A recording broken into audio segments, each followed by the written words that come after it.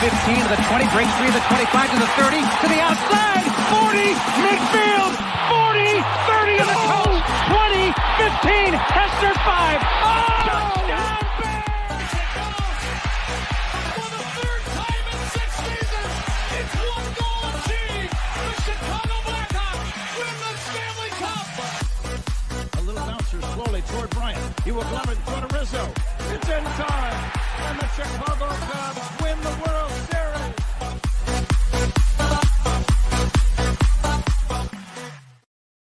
What up, what up, what up? Welcome to Shawn and Maya in the morning on this House Music Monday edition. I'm your boy, the SuperBack, Shawn Sierra. Thanks for tuning in. If you're watching us on Facebook Live, well, then I guess you found us on Facebook. If you're not following us on Facebook, what? Listen, go to Facebook, type in Sports Zone Chicago, click the like button, and now you're following Sports Zone Chicago. Simple, but wait, there's more. Go to the show's page. Go to Shawn and Maya in the morning. Go to that page as well. Like that page on Facebook as well. So not only will you be following Sports Zone Chicago, but you'll be following Shawn and Maya in the morning as well. Get it? Got it? Good. Now, if you're watching us on our YouTube channel, excellent. And if you're not subscribed to our YouTube channel, for real. Listen, go to YouTube, type in Sports Zone Chicago, click the subscribe button, but also click the notification button. That's the little bell right next to it, and that'll let you know anytime a show from Sports Zone Chicago is going live. Get it? Got it? Yes. Good. Now, if you're watching us on our mobile app, I like that kind of party, baby. Yeah. That's what I'm talking about. Wait, please don't tell me you didn't know we had a mobile app. What is your problem, man? Listen, we have a mobile app, so wherever you get your apps from, and it doesn't matter. I don't really care whether it's iTunes or Google Play or Amazon or Walmart or Kmart, 7-Eleven, Zayre, Zemsky, Macy, Montgomery, Ward's, Venture, Woolworth, wherever you get them from. You go there, you type in Sports Zone Chicago, you download it. You take us with you on the go, so not only do you get Shawn and Maya in the morning 3 days a week, not only do you get our other live shows throughout the week, not only are they archived there like they are on Facebook and YouTube, but I'll tell you what, we give you a slew, and I mean a slew of articles thanks to my man, Clarence Council III. Big up to Clarence for keeping you abreast of all articles Chicago sports related. Now, if you're watching this on our Roku channel, I like that kind of party, baby. Yay. Man, Sports Zone Chicago, we have our own Roku channel. So if you have a Roku television in the house, in the house, deep house, in my house. It is House Music Monday, baby. If you have one in a Roku television in the house, do us a favor. Do us a favor. All right. Download Sports Zone Chicago's channel right there onto your Roku television. Put it next to Netflix and Hulu and Prime and Max and Disney Plus and Stars, Paramount Plus, Showtime. Put it right there, baby. Put it right there. Put them up. Put it right there. You can watch it on the big screen. Hell, we're live on the big screen right Mickey Ficky now. Now, you can also tweet the show. You can tweet us at Sports Zone Shy. That's CHI. If you want to follow me, just me personally online. You want to know what I did? Well, let me tell you what I did. You want to know what I did? Here's what I did. I made it nice and easy for you folks. Now, it needs you one handle for Facebook, Twitter, Instagram, Snapchat, and TikTok. All one handle at the Shawn Sierra. If you want to follow my lovely co-host, Maya Akai, you can follow her on Facebook and Twitter at the Sports Chica. If you want to follow her on Instagram, because you're an IGer and you do it just for the gram, we'll just follow her at Maya_Akai. It's MAYA_AKAI. Man, we have a phenomenal show, but I need you to get interactive with us today. So whatever platform you're watching us on, whether it's Facebook, whether it's YouTube, whether it's our mobile app, leave a question or comment on that platform. It'll come up here on the thread, all right, in the chat room. And guess what? We'll put it up on the screen. We'll incorporate it into the show. And that's what makes this the best Chicago sports morning show, sports talk show around, is you. So bring it, baby. We want them all. Questions, comments, smart-ass remarks, because ain't nobody scared over here, baby. And like the Rock said, don't sing it, just bring it. Let's see who we got in the chat, because the chat is jumping already. Man, oh, man, oh, man. The chat is jumping. Vernon Fairley in the Mickey Vicky house. You know what? I'm done with that dude. I'm done with him. Good tea. I'm done with him. I'm done. Mr. Shorty's in the Mickey Vicky house. What up, Shorty? Brian Hendren in the house. What is up? That's what I'm talking about, baby. Uh-oh, here it is, my man Cornelius Squalls. What up? It's going to be another long week. You're right. It is. It is. Unfortunately. Levette Lee, she's in the motherfucking. Did I say motherfucker? She's in the Mickey Ficky house. Levette, how you doing? In the Mickey Ficky house. Michelle Walls in the Mickey Ficky house in his House Music Monday. Yes, another game they didn't get away. Brian Hendry, good morning, Papa. Thank you for tuning in. I appreciate it. Thank you very much. My man, Armando Emeterio, Lara, Junior. Junior's in the house. That's my man's in them. Good morning, Papa. Thanks for tuning in. I appreciate it. Luis Mejia, great seeing you Saturday, Luis. Man, rise and grind, Papa. It's Monday. Back to the grind. Yes, it was. Hope you had a good time on Saturday. It's great seeing you, man. Great seeing you as always. Don't forget them stogies, baby. Don't forget them.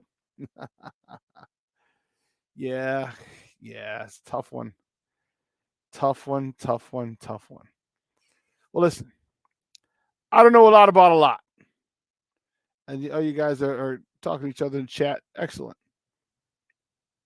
I don't know a lot about a lot, but I do know this, that more of the usual suspects will be joining as the show goes on. Let me tell you that I know. I don't know a lot about a lot. That, my peoples, I know. Just noticing something. That's right. Yeah, we did. It was Saturday night was good. It was good. It was good. Yeah. Yeah, it was good. For those of you who don't know, so I met Luis through his girlfriend. His girlfriend goes to CrossFit where I go. And we started talking one time, and I told her about the podcast. She goes, "Oh, you have a podcast?" She goes, "You have a?" I said, "Yeah." I said, I said, I talk Chicago sports. She goes, "No way." She goes, "My boyfriend," she goes, "he loves sports. All he does is talk sports. She loves sports." I'm like, "Well, tell him to tune in." And so that's how Luis Mejia started tuning in. And so we had our Christmas party, or the holiday party. I say holiday, I say Christmas party, whatever. And so Louis was there. He came with G, and he calls her G Force. I call her G Unit because her name begins with G. And man, it was just a great time hanging out. Man, it was just a great time drinking, dancing. We were dancing like full man. It was a fun time. fun time, man. He said, "Geez, G Force out of commission, ice your feet." My knee was hurting yesterday too, boy. That's how you know you're getting old. I was like, damn, my knee hurts. I think it was from the gout. I don't know. But listen, we have a phenomenal show, man. You know what day it is, what time it is. It's Monday, 10 o'clock today. You know what that means. That means it's time for Erik Kramer, Monday morning quarterback. Erik Kramer is going to join us at 10 o'clock Central. And we're going to talk about this game. It's another game that the Bears snatched defeat from the jaws of victory. A lot of decisions were made. And let me tell you something. Fire Marshal Bill. You know, I don't know what's going to happen to Eberflus or not. I don't know what's going to happen to him. But there's one thing, and he's making mistakes because he's a rookie. All rookies make mistakes. When you're first time, doing something new in a different position, you make mistakes. We all do. We all have. There's one thing though that concerns me. If you keep him, okay, cool. You're gonna have to get rid of Getsy and whatever. I want attention to detail. All right, I want attention to detail, and that's where we lost the game yesterday. One little block here, one missed block there, one missed block here, one drop touchdown pass when you're behind the linebacker who's trailing you. Okay. Shorty, Junior's Armando Lara Jr. Oh, he's saying no. Okay, you're saying one individual proved, and you're saying who, Junior? Who you talking about? Okay, sorry. I'll stay out of that combo. My bad. But and I go back to a phrase that one of my coaching colleagues had told me. And it said, if you take care of all the little things, there are no big things. If you take care of all the little things, there are no big things. Case in point, look the ball in. Robert Tonyan, I know you had 11 targets all year. But when we came up and we needed you big time, you weren't ready. You weren't ready. Okay? He wasn't ready.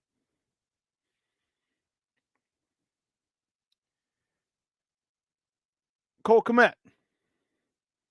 The pitch to the left. You have to come down and block Myles Garrett. How does he beat you inside? How does he beat you inside? Why? Because it's a poor angle. You went at him. You went at him where he was on the line. He's not going to be there. You go where he's going to go. So if nothing else, he runs into you, knocks your ass over, and guess what? He doesn't stop the play. Alignment, assignment, attitude.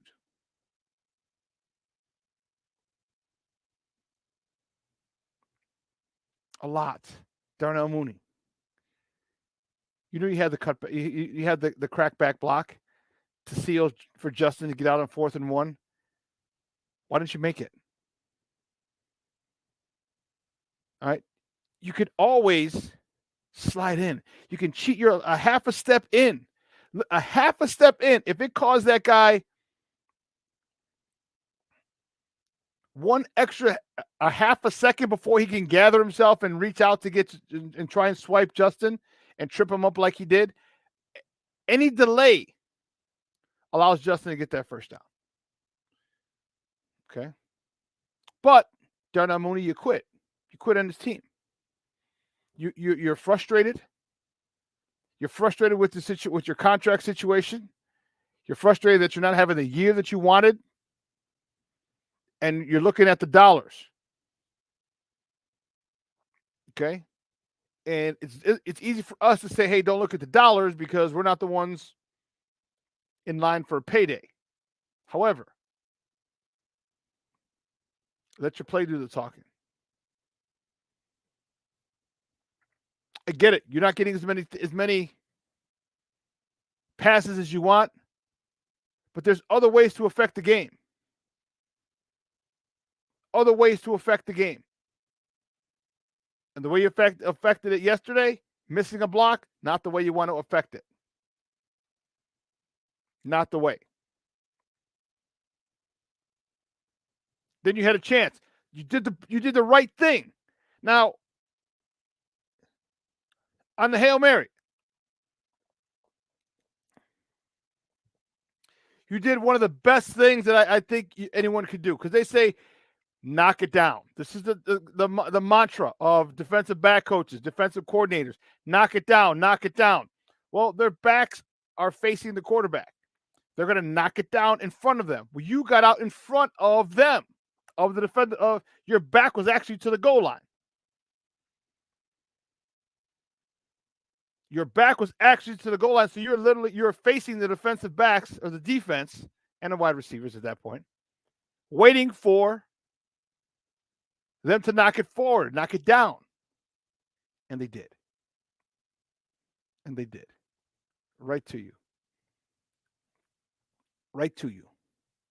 And you weren't ready. And I'm going to tell you, it's tough. It's a tough play. But you look at that, my man, you have the ball in your hand. Cradle it. Cradle it. Look at the lady in the background. She's like, no. Look at the guy on the sideline. He's taking a picture of it. This is when you're not prepared. Like, you did everything right. You did everything right. You You got in front of them, got to where they're going to knock it down, and you didn't make the play. But your focus has been out a lot this season. It's been out a lot. Then, in what I assume and I feel was kind of a way to cover his ass, and have you seen that commercial where they're walking? It's the Southwest commercial, I want to say it is. And it's a black family going through,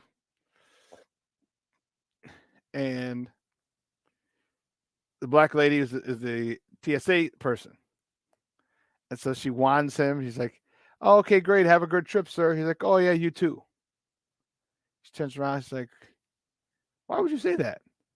Do I look like I'm going on vacation?" And the daughter, "Dad, why would you do that?" The wife, "Oh, why would you do that?" And they're all jumping on him.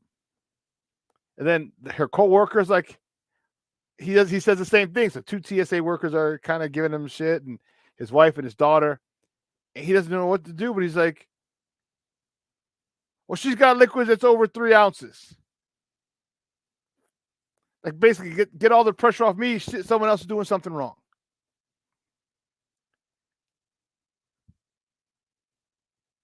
So Darnell Mooney, I don't think it's wrong. I don't think he's wrong or lying about it. I think he was just trying to take the focus off of him. He talks about how, and this is another scathing indictment of this coaching staff and the leaders. And if it's the leaders, it falls squarely on the shoulders of Justin Fields. He said, "I don't like how we felt. We felt comfortable in the third quarter, just lackadaisical and just conservative. Everybody's happy that we were winning and just got to be aggressive and continue to put their foot on the pedal and just go out there and punch them. Can't get too comfortable in the third quarter. That's what kind of bit us. Tried to switch gears in the fourth quarter once they scored. It's hard to do that." I'm not saying you're wrong. I'm not saying it. What I'm saying is you're part of that too. You're part of that as well. And you had a chance to make a play and you didn't. Even DJ Moore, and I heard him on the radio this morning, and he doubled down on this. He said it, it was kind of a lull in the third quarter. We didn't really have no explosive plays. I don't even think we had more than 4 first downs. It was like a little lull. And we can't be like that going against a defense like that. And he doubled down on it today on the radio on his weekly spot here on a local radio station.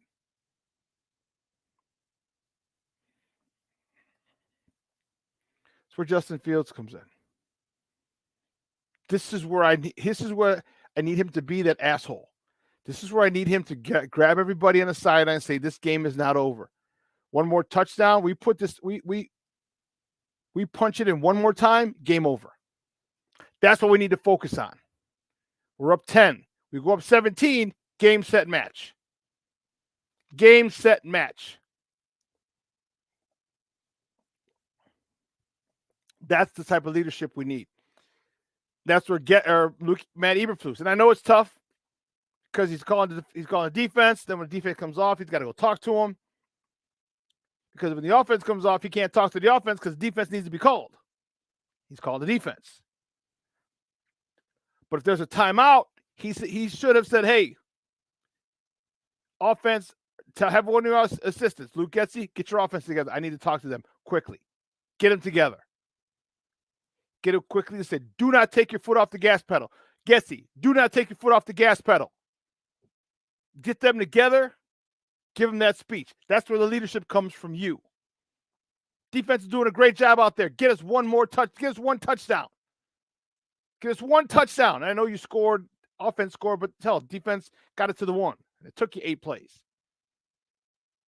But give us a drive and a touchdown and end this thing right now. That's where leadership comes in. And Tyler Scott, got to have that, young man. Third down, It's a little high, went through your hands. Catch the goddamn ball. And Justin's going back to you after you dropped a for sure touchdown earlier in the season. For sure.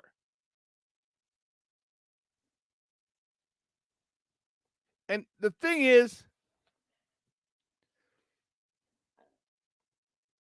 there doesn't seem to be tough love.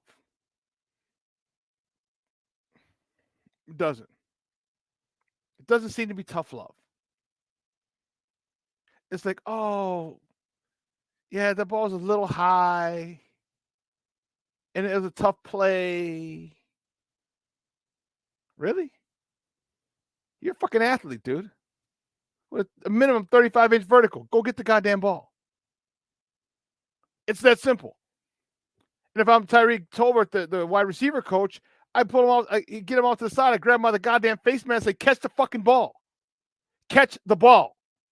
No ifs, no ands, no buts. Catch the ball. You want more playing time? Catch the ball. End of story.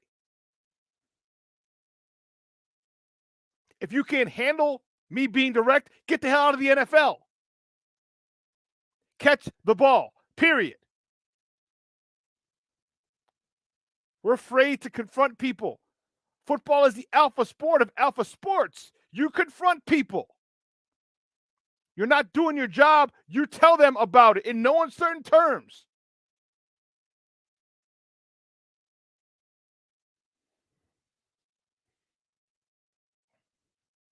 No, Crazy Ace. Good morning, Papa. Thanks for tuning in. No, not put it. No, you don't. Yeah, I think there is. I'm not telling you to put him on blast. I'm telling you, as a coach, you just go up to him as Justin Fields, like, hey, dude, I need that. I know it's high. I need you to come down with it. I'm gonna come back again, but damn it, I need you to come down with that shit. Challenge people. Challenge people. That's when growth occurs. During times of crisis, during challenging moments, that's when growth occurs. And granted, Tyler Scott came back and had a nice little run down the sideline. Cool. But I also need you to know that I'm not happy with what you did. I also need you to know that there's a standard that you have to live up to. I also need you to know that all 11 of us or all 10 of us could do our responsibilities perfectly. You don't. The play's a failure. The play's a failure. There's too much niceness. We'll talk about it. We'll just get some people in. Get someone who's not afraid to step up. Justin, this is where I need you to be a leader. And it's not about shaking his confidence. If your confidence is shaking because a quarterback yelled at you, get the hell out of the NFL. Dude, don't drop that shit again. I'm coming back to you. You better not drop that shit again. If you're a competitor, you're like, you know what? Come back to me. You're damn right I ain't going to drop that shit again. And you don't, and let it play out like that. But we have to challenge people. There's not enough challenging going on in this team. Too much coddling. If I'm the defense, man, I'm going over to Justin. Justin, get your boys in action. Get us a goddamn touchdown. We got you one. We set up your other one 1 yard away. Get us a goddamn touchdown and end this. End this, Justin. End it. Put the pressure on him so he can put the pressure on his teammates. This is what we're missing. This is what we're missing. This is the football I grew up on. This is the football I grew up watching. This is the football I grew up playing. And this is the football the way I coached. I had no problem getting in the face of my star players. No problem. I need you to make a play, damn it. And I remember, man, Vaughn King Jr., God rest his soul.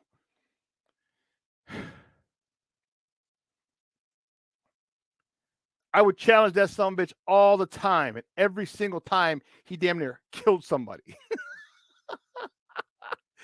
Every single time.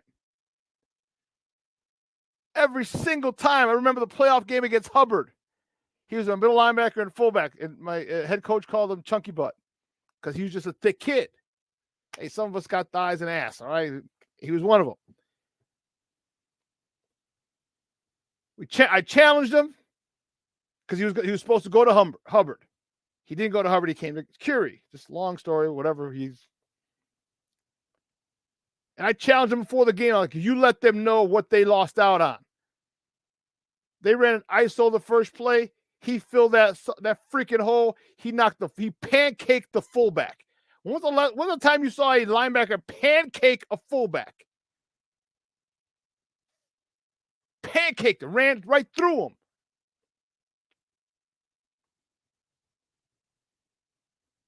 Oh, Crazy Ace. We played Lane Tech. They were in our division. Coach Curie. But you need to challenge people. And that's where I think we're falling short. Challenging people. And we're not getting the best out of each other because we're not being challenged. It's okay. It's okay to ruffle up little feathers. It's okay to tell your rookie wide receiver or your veteran wide receiver or your veteran defensive back that you need more out of them. They're not giving you everything you need from them. It's okay. And say it in no uncertain terms. It's okay.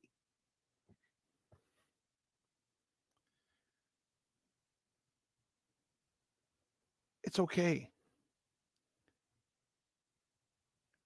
Well, listen, we're going to go to 9:40 before we go to break. So, you guys, you know how we do the first segment of every show.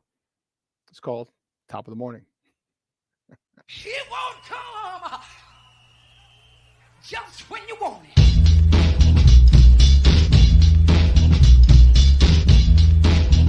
Top of the morning to you. Top of the morning to you. Top of the morning to you. First top of the morning topic. You know where we're going with this one, baby. You know there's no ifs, ands, or buts about it. Our Chicago Bears. What a rough one, baby. A rough one. The Bears, they fall. In the land, they fall to the Cleveland Browns 20-17. Justin Fields 19-40, 166 yards, a tutty, 2 picks. I gotta double check. I don't know if I heard that they took the interception away at halftime because he dropped it. I haven't confirmed that. I heard it. I haven't confirmed it. He did have an end zone at the end, thanks to Darnell Mooney, with a 46.5 quarterback rating, 7 carries, 30 yards. Roshan Johnson, 5 carries, 36 yards. DJ Moore, 4 catches, and 52 yards. On the defensive side of the ball, Eddie Jackson snagged an interception. Tyreek Stevenson with a flying interception on a ball that was thrown late. He was able to catch up. Out of nowhere, that son of a bitch came. Nowhere. I was talking at CrossFit this morning. How much has this kid improved? And then TJ Edmonds. Tremaine Edmonds, excuse me. TJ Edwards with the big hit. The ball pops up. Tremaine Edmonds gets it. And let me tell you something. Stevenson. And I need to shout out I've got to give credit where credit is due. Have to. The defensive backs coach for the Bears. I need to give him credit. Bears staff. Bears staff directory. Chicago Bears staff directory. Their defensive back coach, if you saw on that play,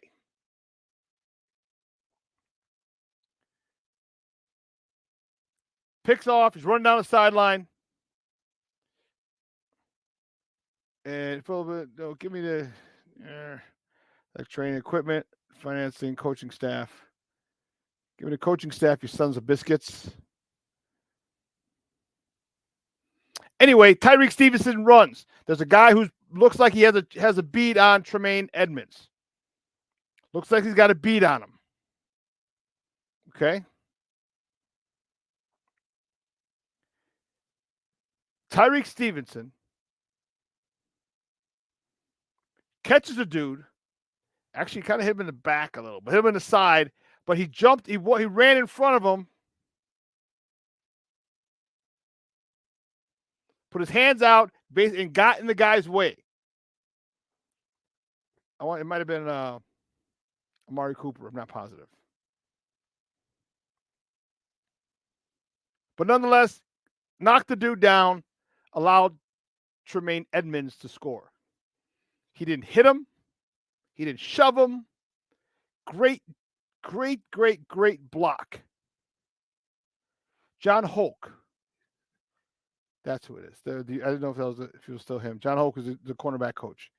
Great job by him to teach that, to coach that. Great job.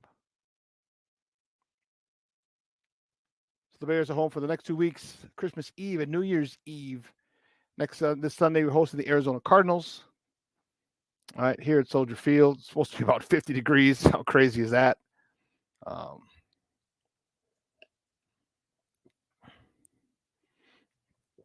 But we have a chance to finish the season strong. Because here's the thing. If we win 2 out of the next 3 or all 3, and we finish with 8 wins, first of all, 7 wins is more than double the amount of wins we had last year. If you go 8 wins, it almost triples the amount of wins we had last year.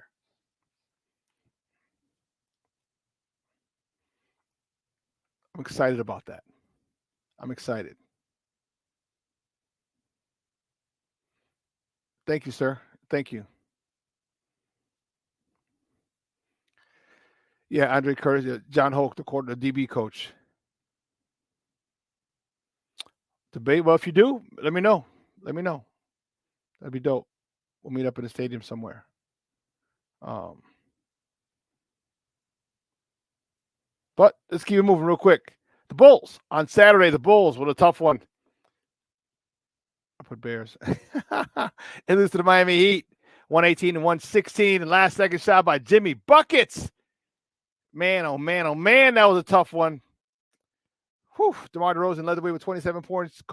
Patrick Williams, 27 points, 7 boards. He was 4 for 5 from beyond the arc. Kobe White continuing his all-star season, 22.7 boards, 5 assists. That was Saturday night. Remember, they had the game Thursday night, and then they had a game Saturday night, both in Miami. I just hope they went out on Thursday after the game, after they beat them. It's like Mangoes or the Clevelanders, something cool. But anyway, the Bulls, keeping it in basketball, the Bulls travel to the city of brotherly love tonight for a date with the 76ers. Tip-off is 6 p.m. Central. You can catch that game on NBC Sports Chicago, or you can listen to it on their flagship 670 a.m. The Bulls play tonight.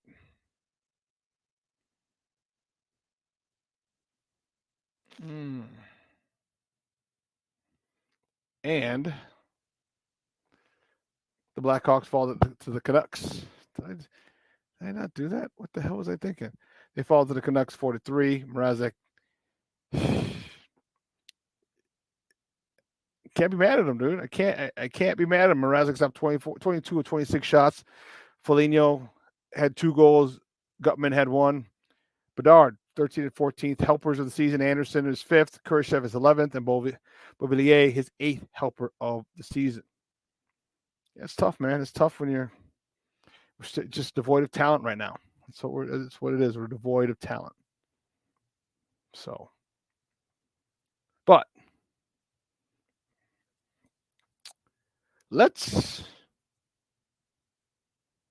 here we go.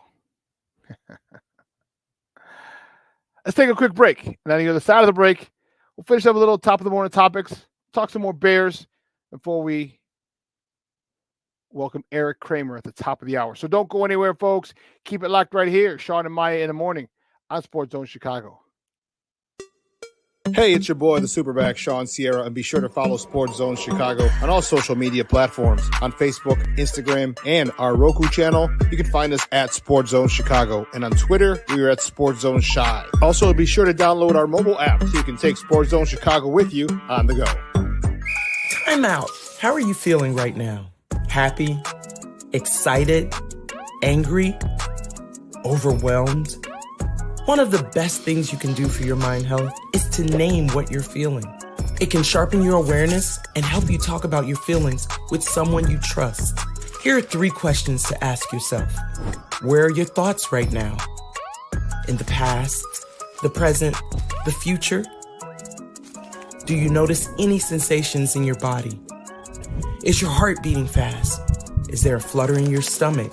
Or are you fully relaxed? What do you need right now? Time with others? Time to yourself? Remember, there's power in this awareness. So find ways to identify what you're feeling today.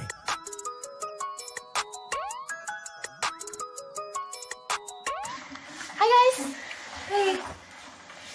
Hi, Megan. Hey, Jessica. Megan, you're a tramp.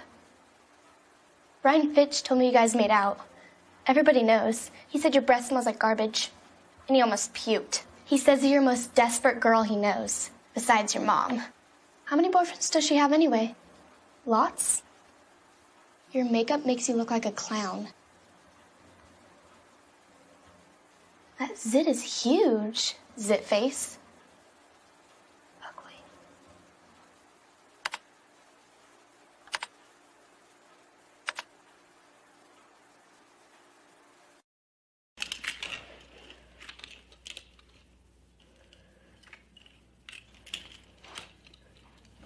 Hey, bud, what you doing? I'm playing with cars. Cars? Can you show me what a car does?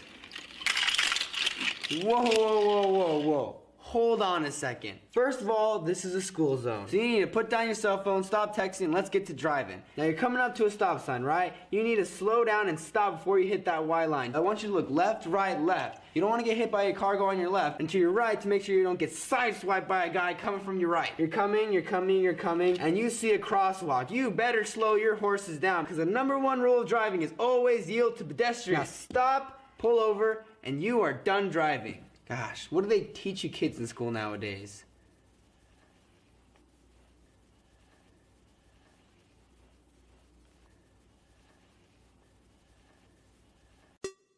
Hey, it's your boy, the SuperBack, Shawn Sierra, and be sure to follow Sports Zone Chicago on all social media platforms, on Facebook, Instagram, and our Roku channel. You can find us at Sports Zone Chicago, and on Twitter, we are at Sports Zone Shy. Also, be sure to download our mobile app so you can take Sports Zone Chicago with you on the go.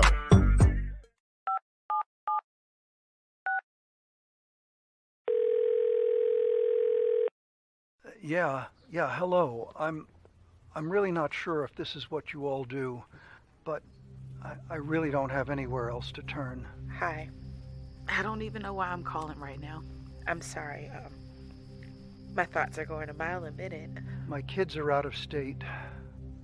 My buddies from the Army are all gone now. I'm really alone. I left the service last year. My mom just passed away a few months ago. I miss so much time with her. I keep getting calls about the bills, and I'm trying to get a job, but I feel so stuck. Okay, ma'am. I'm glad you called. Okay, sir. Let's stay on the line and walk through some things. Thanks. Okay. Thanks a lot. Thank you. We are looking for a few heroes, mentors, trailblazers, innovators. A passion to change lives, spark curiosity, open hearts, and awaken minds. Help students answer the question, who am I? This could be your calling, but this is no job. It's the journey of a lifetime. Be a hero. Be a teacher. Every day we take steps to keep the people we love safe, but some health risks are easy to miss. Ticks hiding in the yard can spread germs, like the ones that cause Lyme disease. Mice searching for food can spread bacteria that makes us sick. Mosquitoes lay eggs in standing water and can spread West Nile virus and more. Cockroaches are drawn to water in the home, leaving behind allergens that can trigger asthma attacks.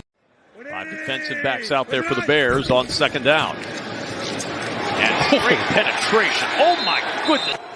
That's a huge play, missed opportunity. Now 3rd and 3, Fields down the sideline to DJ Moore, who makes the adjustment, and he makes the catch in Cleveland territory. Man's respect from this offense, and everybody else gets one-on-one matchup. Here comes that pressure on Flacco. Chase from behind, and Flacco flips that ball out toward the sidelines as Sweat on cue gets to the quarterback. 2nd down and 8. Flacco with pressure up the middle, throws it, it's intercepted by Eddie Jackson. Jackson inside the 10, breaking tackles and down to the 2. And that's really like a split safety beater. So you can tell these are the kind of things that can happen. Welcome back to Shawn and Maya in the morning on Sports Zone Chicago. Those clips courtesy of Fox. That was a rough one. 20-17. 20-17. See what we're talking about in the chat. See what we're talking about. Junior. Getsy must go. Brian. The sooner the better. Yes. Crazy Ace. Yes. They need some more pieces. They're just young, man. They're young. They're young. They got a good core. They just need more talent. Cornelius. Yes. Yesterday was the game where Getsy had to show us something and he didn't. So he definitely has to go. I agree with you. Our girl Patty Lara's in the Mickey Ficky house. Patty Lara, thank you.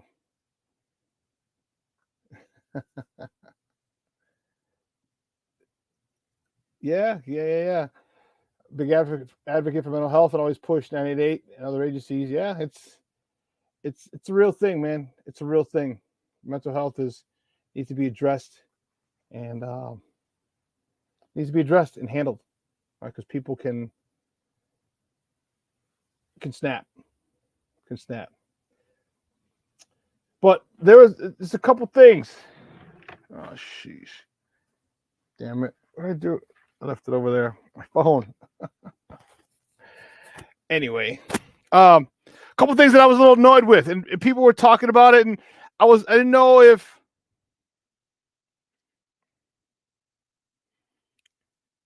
I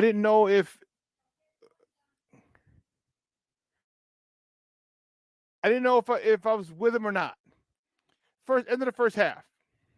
And I was talking with Steve-O, my producer, before this morning, before the show. And I was like, and he was like, you should have gone for the field goal. And I'm like, yeah, it's easy to say that, but here's a couple of things. One, we weren't there. All right, Cleveland, just like Chicago, on the lake. Okay. So, according to Brad Biggs, during warm-ups pregame, going that way that he would have been kicking, he was kicking from 52 yards, and they were landing about halfway in the middle of the end zone. He wasn't able to make it from 50 because the wind was like 16, 18 miles an hour, and that was in the face of the kicker. So it's in the face of the kicker. Okay. From 52, he said he was only hitting the middle. They were landing in the middle of the end zone. So now move it back 3 yards. Okay. And you know what, Crazy Ace? Here's the thing. They'll ask him. I played with great kickers my whole career. Mark Boom Boom Cannon at St. Rita. Scott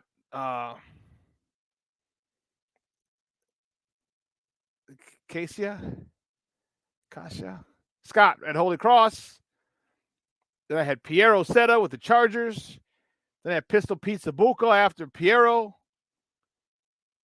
Had good kickers. And the one thing that you always happens is, especially if it's a normal day or it's indoor, okay, don't worry about it. I shouldn't say don't worry about it. How you doing? Yes, Piero Setta. Italia, how you doing, Piero? I forget about it. But they'll ask you, how you doing today? How you feeling? You good from 35, 40, 45, 50? Oh, I'm good from 50, coach. Okay, cool. So when you go in a day like yesterday, it's outdoors in the conditions. The wind's swirling. I shouldn't say the wind's swirling. It's in your face. And they ask you, where you good from? Coach, probably good from 50. With the wind in my face today, I might be able to make 50. I don't think I can do more than 50 today. Okay, good. That's taken into account. So when everybody's talking about, oh, he should have gone, yeah, I was mad too. Believe me, I wanted it, but then I'm like, wait a minute, you know how it works. You know what you do with kickers. You have to ask them, where are they good from? How was there? And you understand where they let you know where they kicked from in pregame. Coach, I was good at 50 today. I'm good. I feel like I was good. I was hitting from 50, and I had about 3 or 4 yards. It was hitting the net. All right, which means it's going through. It's got another 4 to 5 yards. Okay? This conversation was had. And yes, as fans, we want, I'm like, no, kick it. Go get extra points. Duh. But you're also like, man, dude, you also have to be realistic as well.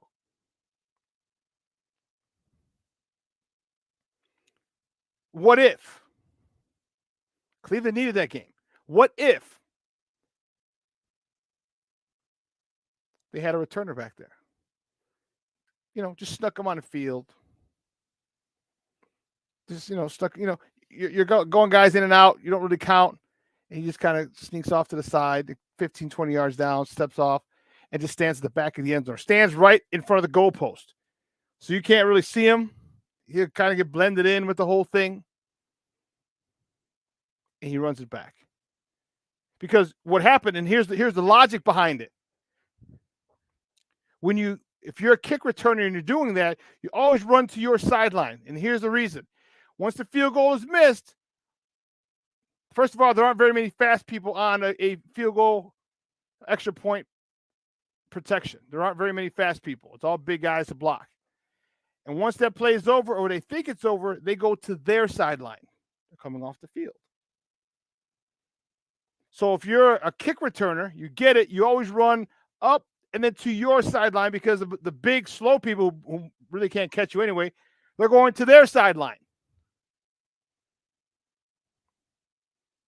So what if he had done that, knowing, because trust me, if you don't think Cleveland knew how far he was kicking from in pregame, and where he was missing from, if you don't think they knew, you are nuts. You are nuts. Just like the Bears know, they're watching. They have assistant coaches watching as well. He's 52 yards. He's in the middle of the end zone. And going. I don't know if it's east or west or north or south. I'm not sure how their stadium is configured. But he wasn't even getting it from 52. So if they're making giving a 55-yarder, one, they're going to protect for a fake, but two, they're going to get a guy back there. And just in case.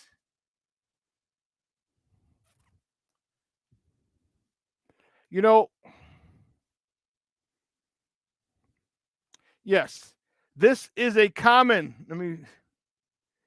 This is far too common.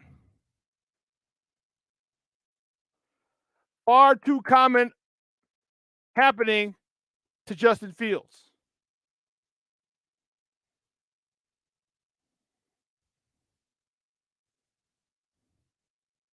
Far too common. And we need to figure out why. Because he's getting hit far too often. And I don't like it. I don't like it.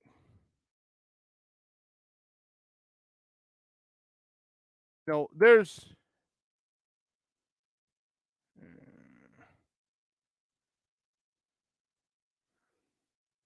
I was trying to find that. Steve, did you get that for me, Steve? Let me see. Yes. Here, look at this. On the Hail Mary. Boom. Really? Really, dude? And if you see, here's the thing. What? Look at Rashawn Johnson. Rashawn Johnson's like, you want to go, like, if someone did that to me, I'd go hit that dude. I'd hit him in the knee. But watch Rashawn Johnson. he doesn't. I mean, he's like, I can't do anything because if I hit him, I'm late. It's a 15-yard penalty. He's screaming at the officials. Wow, he's jumping up and down. See Johnson, he hits him. Boom. What the? Come on, look.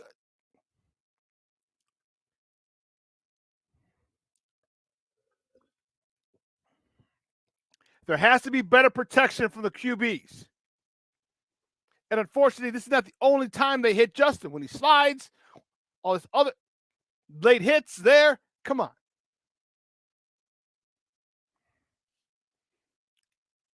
You saw that. The Dallas-Buffalo game, and Dak slid, and the dude flew over him and nipped him in the face. It wasn't a hard hit. It wasn't a hard hit at all. But it's a hit to the face, and they flagged him. And they added 15 yards. Yes, crazy. I saw that. And Justin can't get any love? Anything? It's a shame.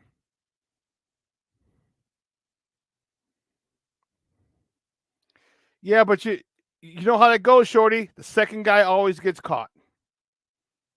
The second guy. You know? Here's where the lineman should have stepped up and said, okay, we got you. Let's high-low him. Let's high-low him the next time.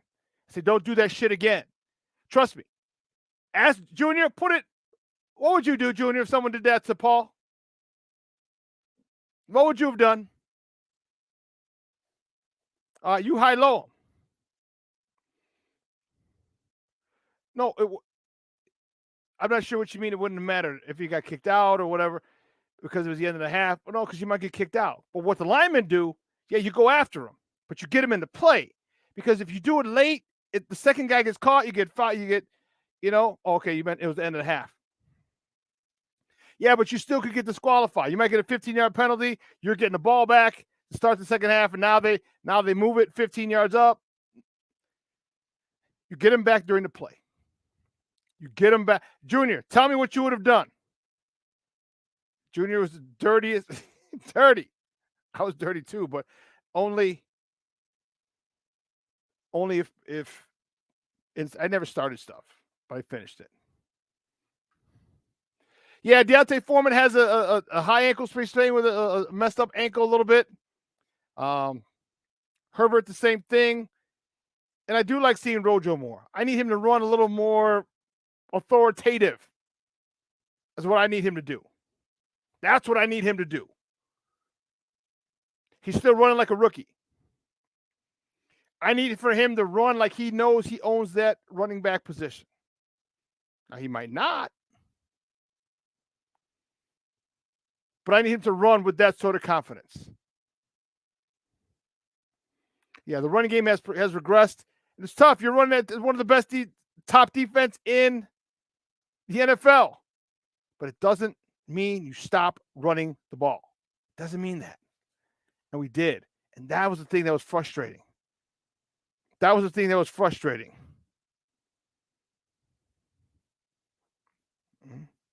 rushed the ball 27 times yesterday. Give me 30. Give me 35. We started getting some movement late, and we stopped going. We stopped going there.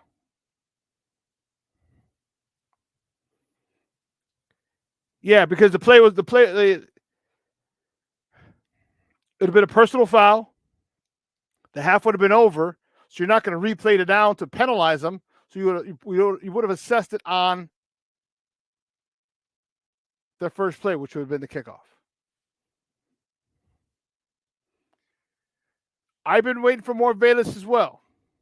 He had a couple of nice carries, and he definitely, in my opinion, could be a very similar Deebo Samuels type, but he hasn't been able to live up to or to fit that role.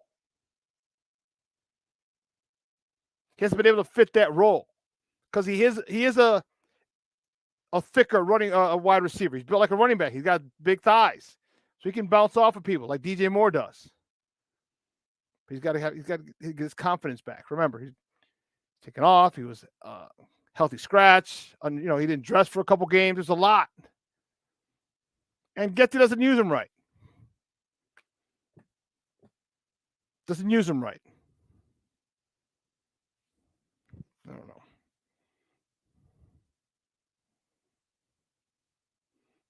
There you go, crazy ACS. See? There you go. Took the words out. Because, yep. Which is why he's got to go. Well, listen, let's take a quick break. On the other side of the break, we're going to welcome our guy, Erik Kramer. I'm fired up to talk to him because I want to see his take on it. All right, so don't go anywhere, folks. Keep it locked right here. Shawn and Maya in the morning on Sports Zone Chicago.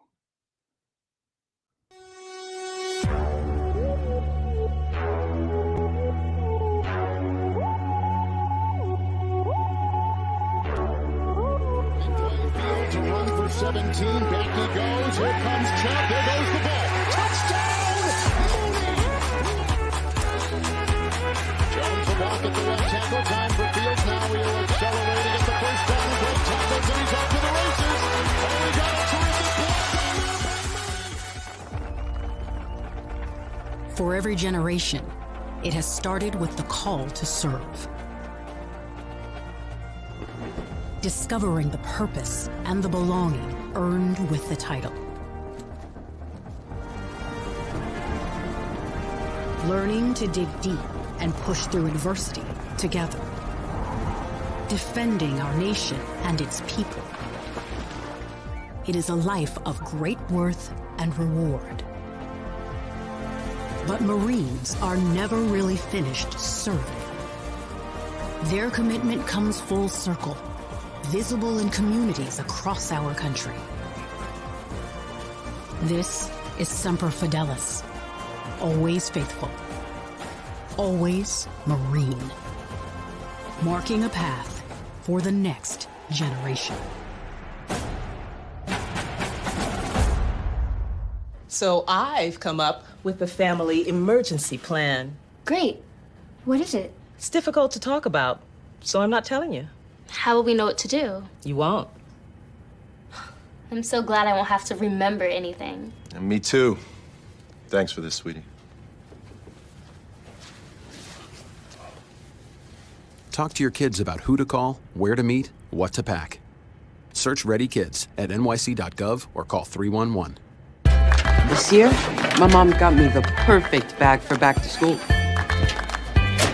These colorful binders help me stay organized. These headphones are just what I need for studying. These new sneakers are just what I need for the new year. This jacket is a real must-have. My parents got me the skateboard I wanted. It's pretty cool. These scissors really come in handy in art class. These colored pencils, too. These new socks? They can be a real lifesaver.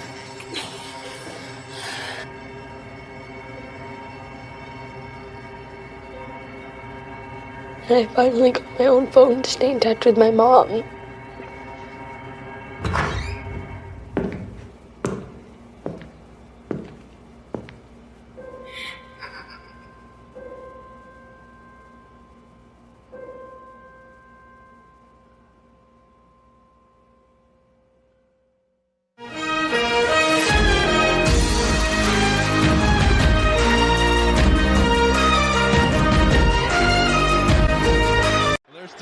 They're trying to single him up top. Fields looking, backside pressure. Fields spins away. Going the other direction now. Fields on the run, throws for the end zone. Komet with the catch. Touchdown. And there he is. Myles Garrett almost had him. He gets out of the vice grip, starts moving around, and that's when things get dangerous if you're a defender. When you see number one out on the move like that, are you kidding me? Flip your hips. Yep, another run. Handoff to Johnson, and Johnson breaking free. Roschon Johnson across the 25. Second and 11, Browns rush 4. Fields over the middle. There's DJ Moore with the catch. And a first down. Welcome back to Shawn and Maya in the morning on Sports Zone Chicago. Those clips courtesy of Fox. Some good stuff there. Good stuff. If you saw that run by... If you saw the run by Roschon Johnson, you see, like, he was kind of going like laterally, is going up the field that way as opposed to boom, just getting out and run. You know, it was a little too, and that's what I mean. He's got to start running like he owns it. I need confidence. You know what, Crazy Ace, you're on fire today, Papa. You're right. Great plays and a bunch of missed opportunities. Man, missed opportunities. Justin, thanks for tuning in, Papa. I appreciate it. Well, man, let's get right to it, man. You know what time it is. You know what time it is. Time for our man, Erik Kramer.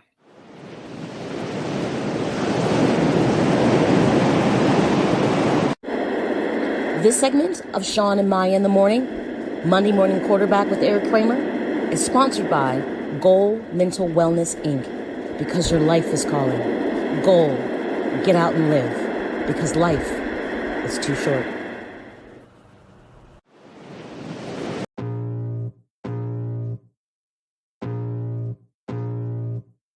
I can feel the blood creeping up from the heathens. Got will, got fight, got pride, got reason. If they wanna go eat, then you know I'm gonna feed them. If you're coming for me, hope you're ready for a demon. I got eyes in the back of my head, I'm seeing. Take me for granted and you know I'm leaving. I'ma take what's mine with the webs I'm weaving. I could take this crowd from seeing to believing. Got a taste for blood and my tongue keeps bleeding. From the words I spit, so sharp, so freezing. So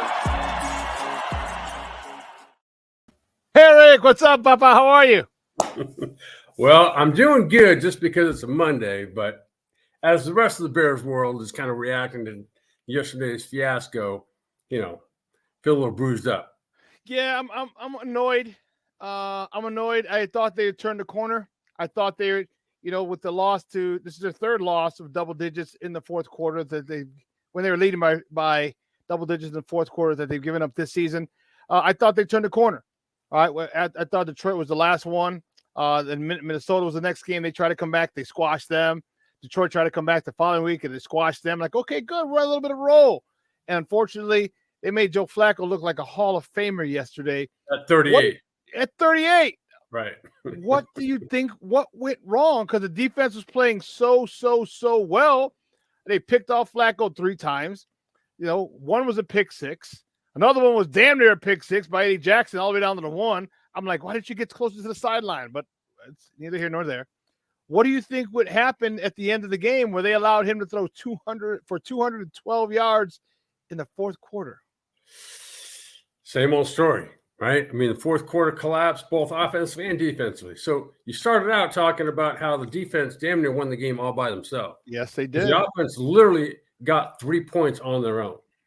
And which is you can't win many games doing that. On the other hand, the defense allowed, 20? Normally you can win with that. And won the turnover battle again, which I see you're minus the turnover chain this week. But they did win the turnover battle. And like we're seeing too many times, man, you can't generate 3 freaking points. And that's like, you could see that's the game plan to not blow it, but you can't win with that mindset. And so just go out and execute. Like the running game was dead. I mean, Justin Fields had the most carries, but not the most yards. And I don't know what the rushing amount was, but it was for sure, 20 maybe. And there's no commitment that I can see. Offensively anyway, to controlling a game. 27 for 88. 27 for 88 yards. Okay. So just disappointing. But like you said, the defense, what happened to them in the fourth quarter, I'm not quite so sure because it was only a few plays. It wasn't like a dominating, like they're just getting pounded up because they stopped the run. The defense did. And then offensively, except for a few plays, they played very well. And I thought Flacco throughout the game, minus the 3 interceptions, I thought played really well. He just looked, fluid and calm and made good decisions and delivered the ball. How much do you think would they have been fatigued? And it could have been physical, but it could have been mental, because there's a point where, I mean, there aren't enough leaders for me on this team, offensively or defensively. And my little rant that I went on this morning. Like, if I'm a defensive leader, I go grab Justin Fields and say, "Hey, give me one goddamn touchdown. That's all we need. We got you one. We set you up for another one. Give us one. End of story. Game over." Then Justin takes that to his boys, and he gets in their face, and so on and so on. Or Justin do it on his own. I think the defense. How much do you think the defense was just kind of tired from emotionally? I don't think physically tired, but mentally, like, man, dude, like we're literally about to win this game, and if we just get a little help from you, a little one TD is all they asked. All they asked was one touchdown, and they couldn't do it. Well, I think that goes to not just this year, right? So, like, when has this offense really stepped up? And so this is a defensive team, and that's okay. I mean, they've invested a lot in that defense, and they're starting to pay off. And yeah, I can see how that would be frustrating for that side of the ball because you're not seeing even a remotely high level, like even an average level of offense. There's no sustained drives. There's no drives that end in, even if they're 2 or 3 play drives, there's no big splash plays. And I don't get it. Well, I do get it, but if I'm a defensive player, I don't know what you do with that. I really don't, because it's got to be frustrating. It has to be. It has to be. I mean, and you can't. It has to be. It's like, dude, one touchdown, that's it. You know, like, and you. What? Let me talk to you. What about the lack of calls that we're getting for late hits on Justin? This is ridiculous. They had another one yesterday in the first end of the first half. Yeah. All right. Here it is. Right. That's you don't have to be a trained referee to call that.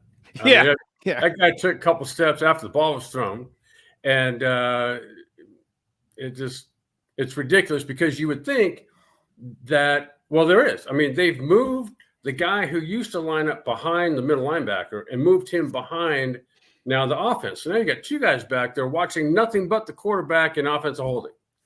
And how both of those guys miss that is beyond me. But they miss them every game. So I don't get that either. Yeah, and it's bothersome. You know, it's very reminiscent of what happened with Cam. Right? They just let them beat the shit out of Cam, you know, and it was unfair. I mean, if you want to protect your quarterbacks, those are the highest paid players, employees of this. Protect them, then protect them. So it's bothersome to me a little bit about that. Talk to me. We'll stay with the offense. Talk to me about this. I was livid, Erik. Darnell Mooney. And nothing to do with the catch at the end. He should have had it. Great shot. It's tough. All right. He did a great job of running in front of the DBs as they're about. Rule number 1: knock it down. Well, they're going to knock it down, and he's right there to catch it. Cool. He should have had it. Should have had it. Great. I'm more pissed at his effort. All right. There's an old saying. One of my coaching colleagues said, if you take care of all the little things, there are no big things. All right. The 4th and 1 for Justin. That was a horseshit block or attempt. I just shouldn't say block. Attempt.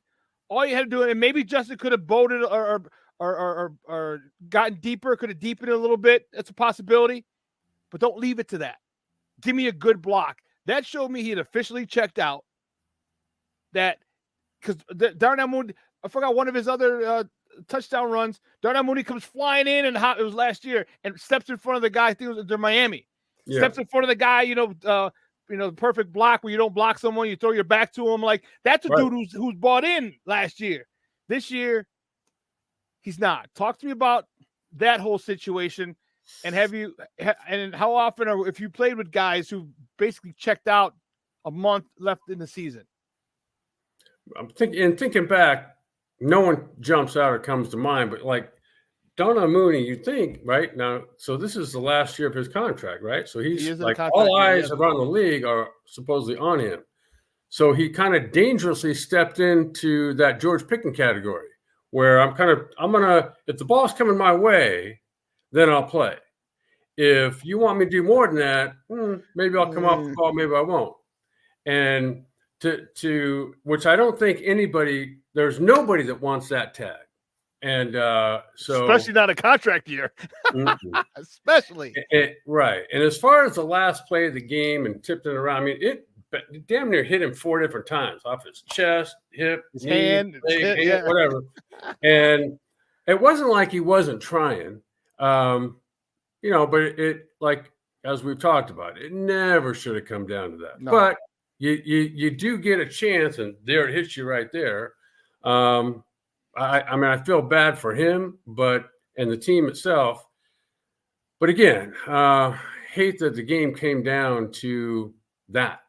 And which to me, it never should have, because there's so many other things that, as we've talked about throughout the season, that aren't getting addressed. And as you talked about, if you can just do all the little things well, there aren't really any big things left. And it's those little things, though, that, where you're not fundamentally sound when you're talking about blocking and getting a run game going, it's not happening. And we've seen, the center position for the last 2 years now be like the issue. Yep. Guys, we're joined by Erik Kramer, former Chicago Bears quarterback, talking Bears football here on Shawn and Maya in the morning on Sports Zone Chicago. Talk to me about the tight end position. They had a rough day yesterday. Robert Tonyan. I mean, the one thing about Justin Fields, we all know he's got a phenomenal deep ball. That was a good, 30 yards, 40 yards, and all you had to do was kind of peel back after he caught it. The linebacker never would have caught him. We're adding another 60 yards to Justin Fields' totals, touchdown, and it was early. And to attack a team early, and I will tell you this, I do like that they're going after guys early. I do. Right. We just haven't connected, but I still like that. And then Cole Kmet on a 4th and 1, there was a pitch to the running back. He's supposed to down block on Myles Garrett and just completely misses him because he goes where he's at as opposed to where he's going. I lost my mind. I'm like, dude, you're a tight end. You never go where the guy is. You go where he's going. Just get in his way, get run over, and you make the block. Talk to you about the rough day that the tight ends had yesterday. Well, to start with Tonyan, he's a part-time player, and so he's known for his athleticism, speed, hands. So when that's the guy that's dropping what was going to be a sure touchdown, you can't blame Fields for it, which, you can't throw it and catch it down the field.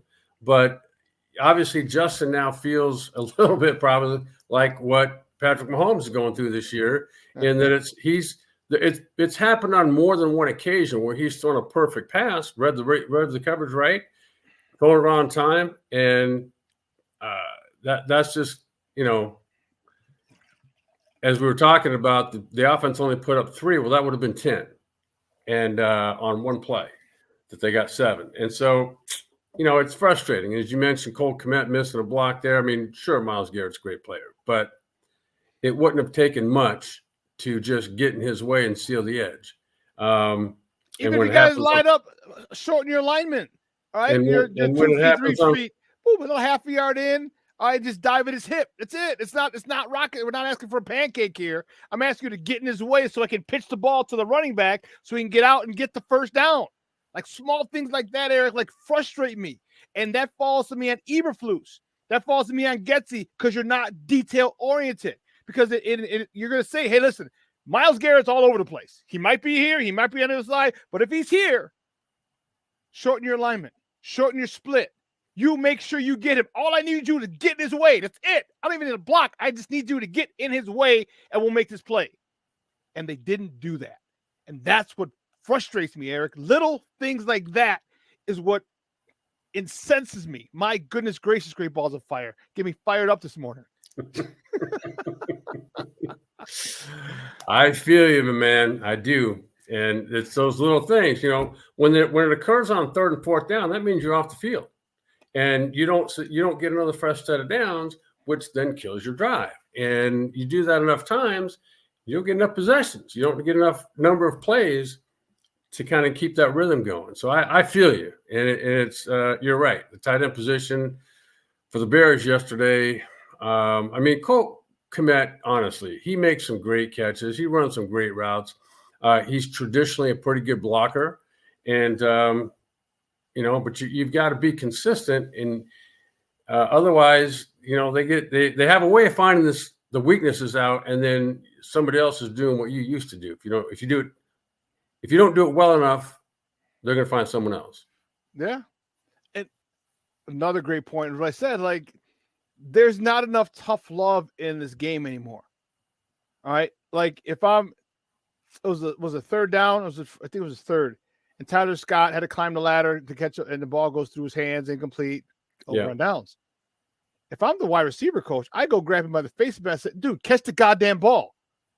You got the athleticism, you got the hops, you went up to get it. Like, he already doesn't trust you because you dropped the short touchdown a couple weeks ago. You better ingratiate him in Justin Fields. Like, dude, what are you doing? I need you to catch it, otherwise you're not playing. Like, there's okay to confront people. You're a professional. You're getting paid a lot of money. And it's okay to say, hey, listen, you're not doing your job and I need you to do it better. It's okay. But for whatever reason, Eric, people are like, it's okay. We'll get it next time. No, get your ass in his face and say, hey, listen, you're not in Cincinnati anymore. All right? You're in the NFL. Catch the goddamn ball, because if you can't, I'll put someone else in there who can. And that's it. And Justin needs to do the same thing. Get on him, but say, hey, listen, catch the goddamn ball. I'm coming to you next time. You better catch it. So now he knows, okay, Justin hasn't lost faith in me, but I got to catch it. There's not enough of that, Eric. Do you see that throughout the league? Well, I mean, it's sort of human nature, right? Is to human nature is really not to be excessive in your fundamentals and have kind of a heightened sense of concentration throughout a play. It's natural to kind of relax mentally a little bit. And so that's where people separate themselves, is being able to overcome those things. And that happens in the way that you're coached. It happens in the daily drills that you do or don't do, and the amount of detail that the people around you, starting with the coaching staff, the way they pay attention to doing their job, filters down to how you do your job or don't do your job. And, we've seen that now for, the better part of a couple of years. So I'm with you. It is frustrating when, you're going to run all that way to get open, and then the last 6 inches, you somehow take your eyes off the ball. It does not. But you know what? It's more natural to do that than not. So you have to work on how to improve what's kind of what everyone else does. You got to be better than that. And when he did come back and make that nice catch up the sideline, I don't know what they were doing, trying to knock the ball out of his hand, or I'm talking about Cleveland's defense, and he ran up for like 20-something yards. I'm like, oh my God, you see the speed. You're like, holy shit. Like, he was up, like he ran like a deer. Like, you could tell that dude ran track. I mean, he was up, and I was like, oh, wow. And it was like, this is what, and they want to use you, but like, you need to develop trust. Right. Let's go to the defensive side of the ball. Okay. What else? What the hell else can you say about Montez Sweat that hasn't been said ad nauseum? The dude is a beast. He's a multiplier. He's a bad mother Hubbard. That dude is it. What else? Can you add anything else, please? Because I looked this morning. He's got 12 and a half sacks. He's not even over yet. And he's played for two different teams. And he like brings his own attitude, right? And he brings his own way of playing, which everyone else we've seen from day one. Everyone else feeds off of that. And so he himself is getting pressure on the quarterback. What did he land up? 2.5 sacks. He's causing issues to make way for other players. They're doing a good job. Eberflus is of calling a good game plan defensively. They're opening lanes for people. The secondary is playing well. They're getting interceptions. There's not a lot this team isn't doing defensively. And you're right. I think it does all start with Montez Sweat, and it shouldn't end there. And if you look at some of the other players, TJ Edwards and Tremaine Edmonds, and for the most part, the secondary has played really well. for the better part of the year. I mean, and you talked about earlier how the team needs more leaders. Well, Montez Sweat for sure qualifies for one of those.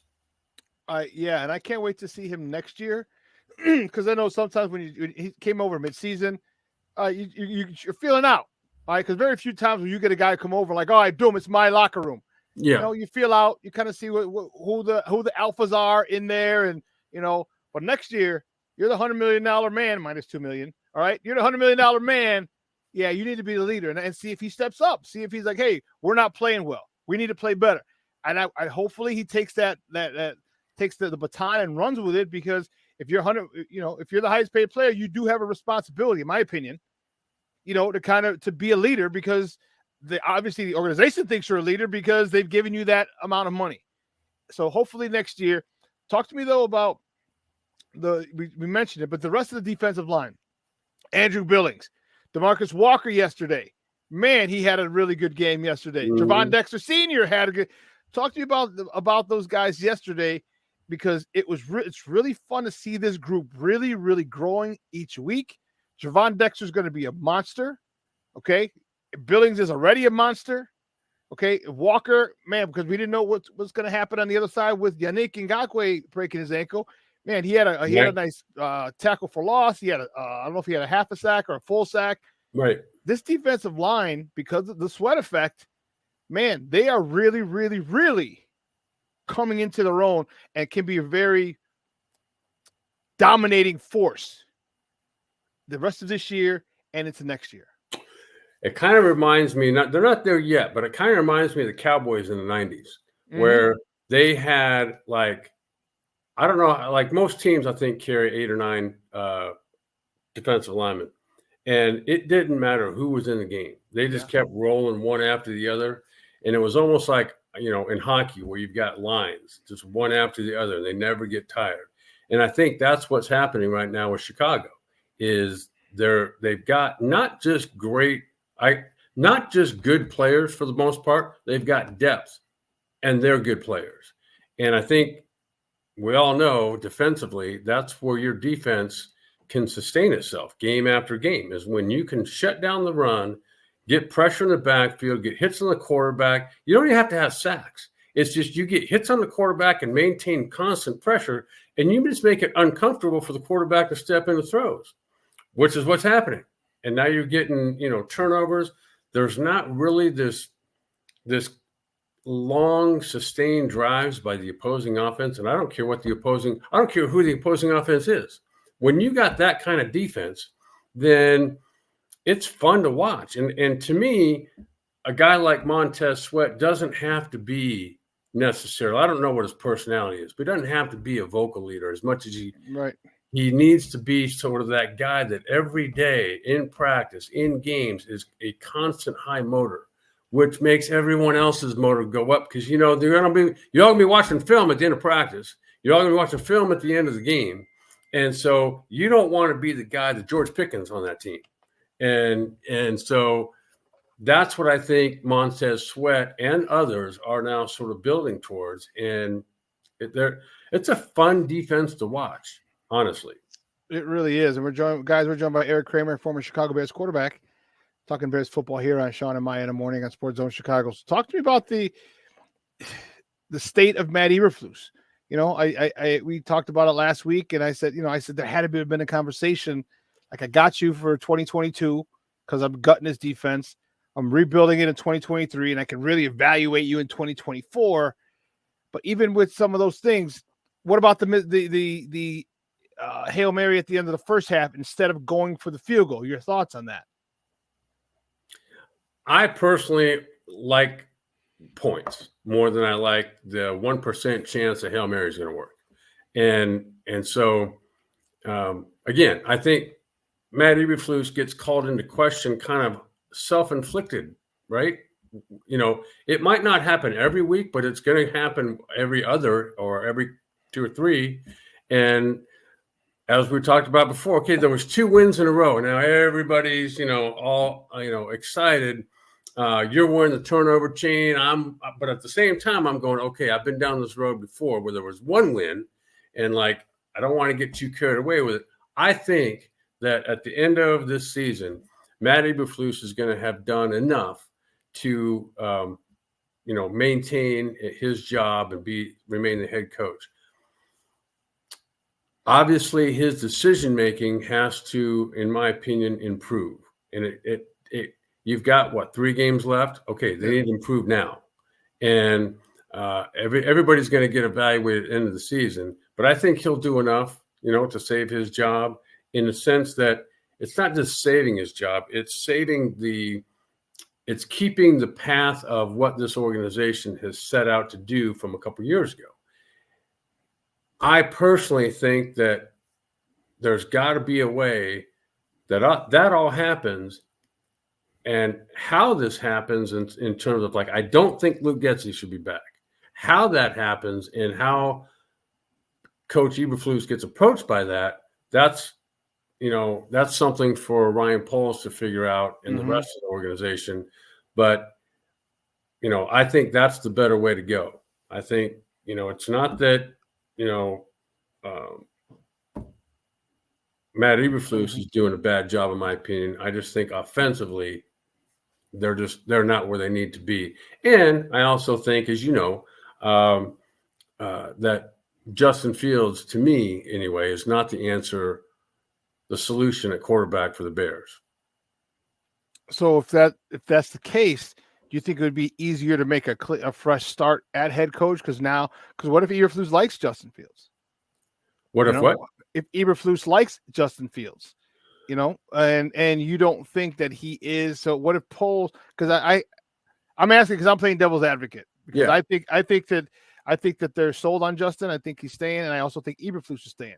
I don't think there's a snowball's chance as hell that Getsy stays. I'm surprised he's made it to the end of the year. That's only because no one else could probably call plays in this system. That's probably the only reason why. But what if Eberflus isn't sold on Justin, but Poles is? Would it make bringing a new guy in? Right. I don't think anybody there is sold on Justin Fields. Now, obviously, you gave me your opinion. I don't think that's a fact. I don't think Poles or Eberflus is sold on Justin Fields. In fact, I think just the opposite. And so I think the Bears' best future is to, whether you take whoever you want to take with the first pick quarterback-wise, I don't think there's a big discrepancy between whoever you think or the world thinks is the number one guy as to who, if you take it all the way down to the bottom of the first round, there's got to be 2 or 3 or 4 more quarterbacks in there that could all do the same job as whoever the most popular choice is. But I think, to me, trade down, now go get an elite left tackle. And now you've got depth you've got 3 tackles that all are solid. Yeah. And, or get that one edge rusher. You've got DeMarcus Walker, who has stepped in, and this is his audition now.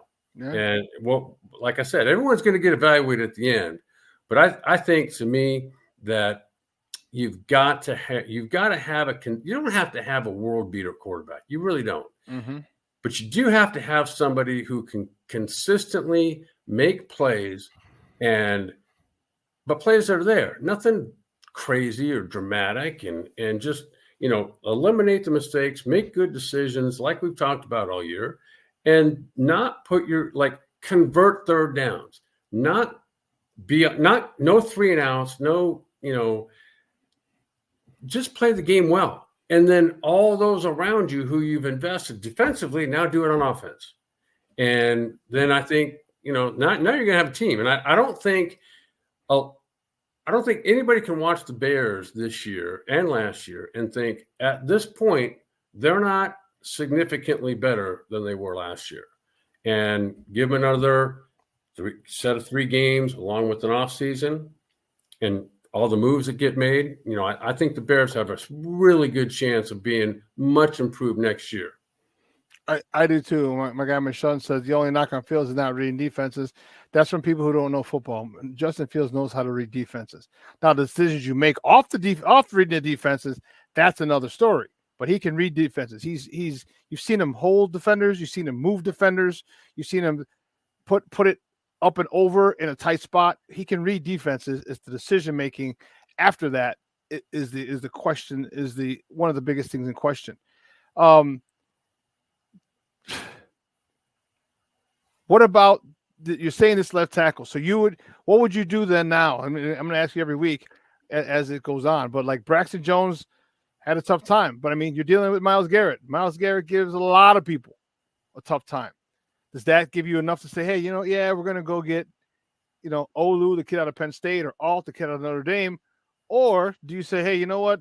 We're not going to face a Myles Garrett every week. Braxton Jones is more than serviceable. Let's go get that wide. Let's trade the first pick for a Hall. Let's go get that wide receiver to help Justin. Because it's not just not get it twisted. Peyton Manning had Marvin Harrison, who's awesome, but he also had Reggie Wayne on the other side. That's a nice little combo to have. We got that. We had DJ Moore. You throw Marvin Harrison Jr. on the other side. Now you're cooking with grease. So I got you. I'm just saying. You're asking me what I would do. I would do what I just said I'd do. The tackle first. Yeah. Whoever I determine as a general manager, whoever I determine is going to be that elite player. Maybe it's the left tackle. Maybe it's that extra edge rusher that goes opposite Montez Sweat. I don't know. But I'm going to make a decision, and I'm going to stick to it and do it. And me personally, I do not like. Yes, Reggie Wayne and Marvin Harrison went together, but. So did John Taylor and Jerry Rice. And I don't know where John Taylor got drafted, but it wasn't in the first round. Mm-hmm. And you can have great players not be drafted in the first round and not be the number one overall pick.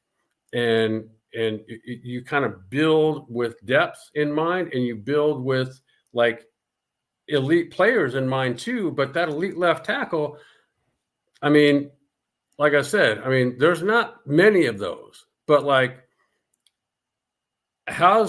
what kind of effect is Myles Garrett going to have on Trent Williams in a game ever? So that's neutralized, yeah. Where you say you're not going to face a lot of Myles Garretts, yes, you are. Every game, every team's got somebody like that they can move around, and so to me, but. At the same time,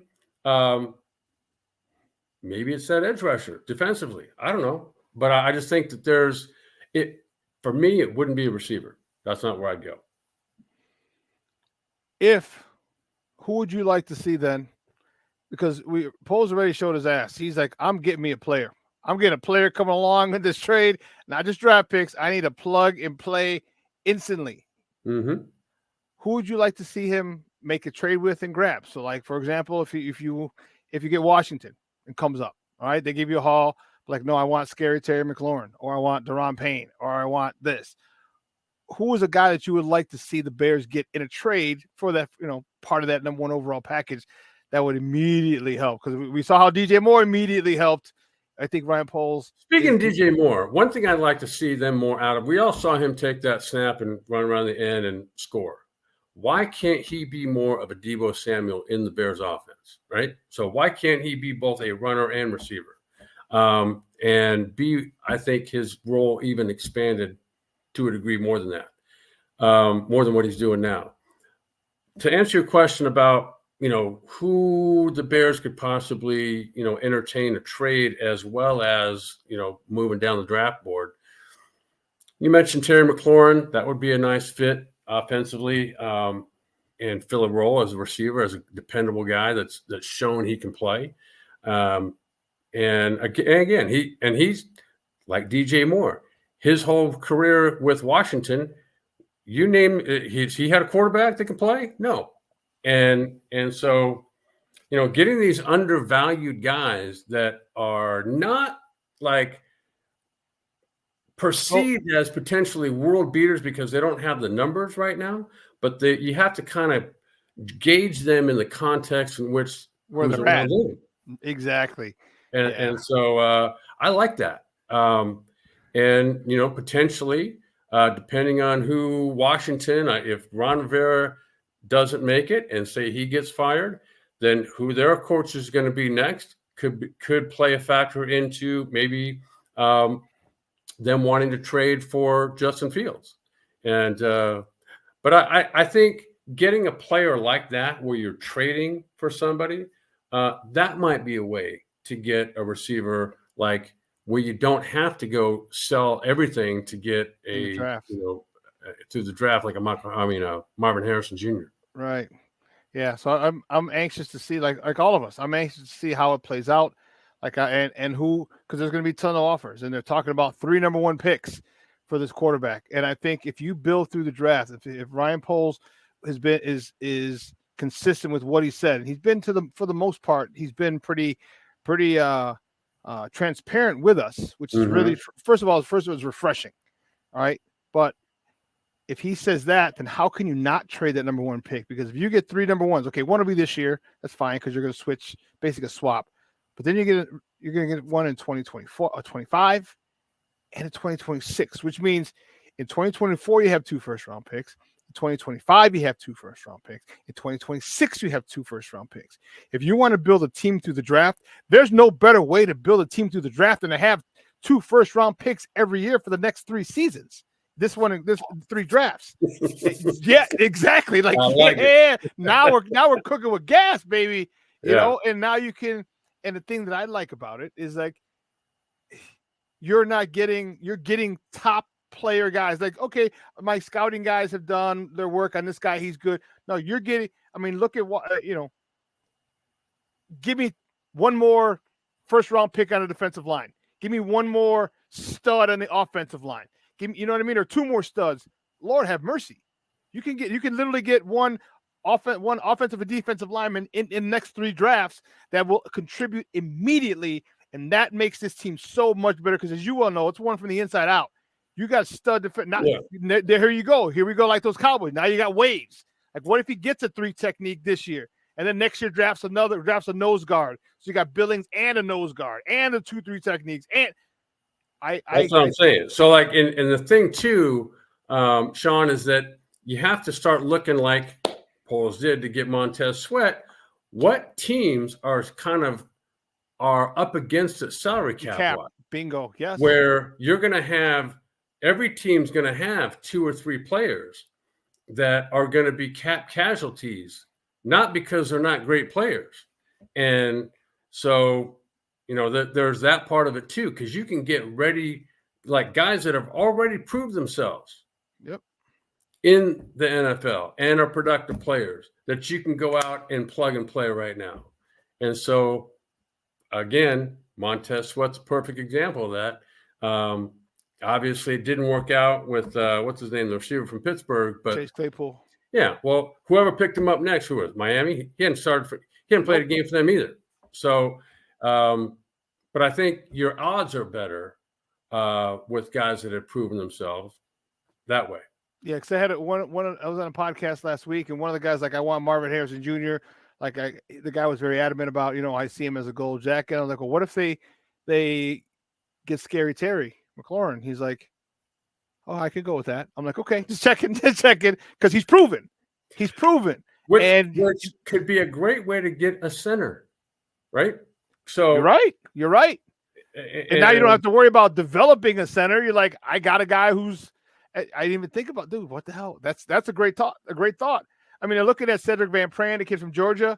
He might, but they're looking at him in like the 3rd round. I'm like, really? If we can get him in the 3rd round and another dude, yeah, because that offensive line is exactly where we need to shore it up and let whoever the quarterback is, and hopefully for me it's Justin, and for other people it's Caleb or Drake or whoever. But either way, let them have a sense of comfort knowing that they have a stud offensive line. I agree with you. Now, let me just mention this one thing. And I read an article the other day, and this is a good point whoever wrote it made, was that Ryan Poles, if he does decide to go in another direction at quarterback, the point was made that he can't afford to miss. So Caleb Williams might be that guy. And okay, but you could still miss on Caleb Williams. Just because everyone else thinks he's great doesn't mean he is. And to me, I think take that pick, trade down, have someone specific in mind that you want, like they did with the right tackle. I know, right? Yeah. All right, and then have somebody similar to that in mind. Trade down, acquire more picks, and because, like I said, if you build that cast, as you like to say, from the inside out, remember, you've got Tyson Bagent. Don't forget about a guy who, whoever gets drafted, you got to win the job from him. And because if the young guy can't play, and most of them can't right away, then you've got a guy who can. But I'm also thinking this too. Like everyone's talking about Justin, you got to make a decision. I'm like, no, you don't. I'm like, I would actually pick up his 5th-year option. And here's why, because he's budgeted. Now you know exactly what he costs. So if after in the middle of next season where like, okay, he's not the guy, well, now a team trading for him says, okay, how much is he going to cost? Because if you don't have an idea of how much he's going to cost, if you don't pick up his 5th-year option and you try to get him next year, well, then you have to sign him. The team that picks him up say, okay, we got to get him an extension.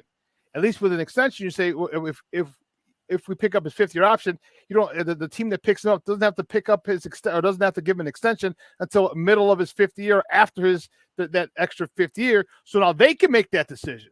But for us, do they have the cap space?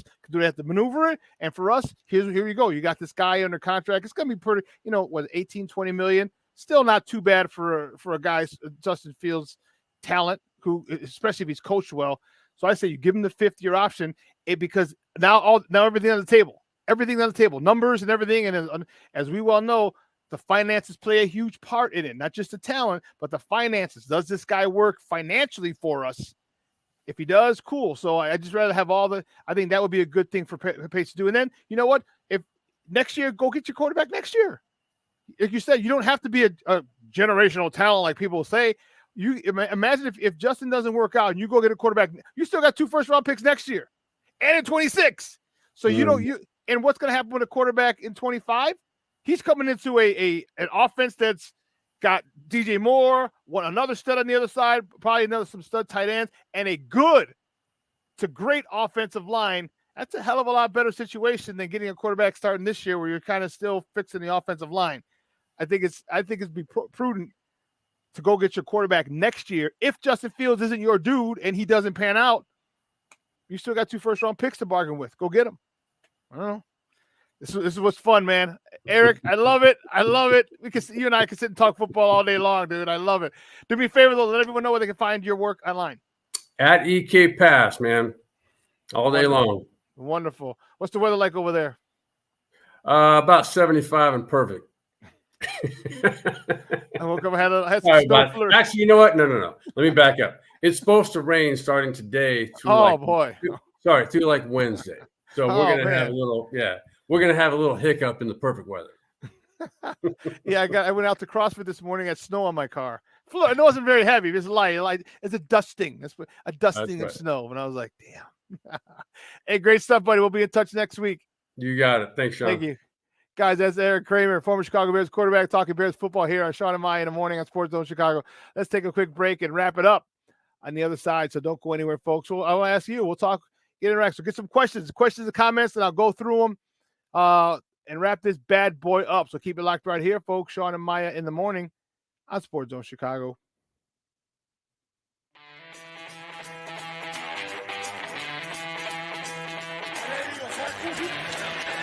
Off the fake. Fields against the grain. Finds Jesse James. Fields with time. Delivers down to the field.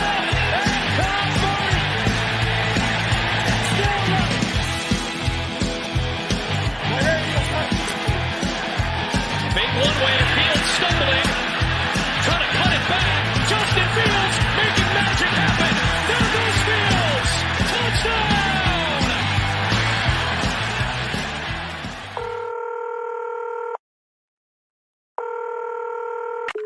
911, operator 901. Where's the emergency? 127 Brynmere. Okay, what's going on there? I'd like to order a pizza for delivery. Ma'am, you've reached 911. This is an emergency line. Large with half pepperoni, half mushrooms. You know you've called 911. This is an emergency line. Do you know how long it'll be? Okay, ma'am, is everything okay over there? Do you have an emergency or not? Yes. and you're unable to talk because... Right. Is there someone in the room with you? Just say yes or no. Yes. Okay, it looks like I have an officer about a mile from your location. Are there any weapons in your house? No. Can you stay on the phone with me? No.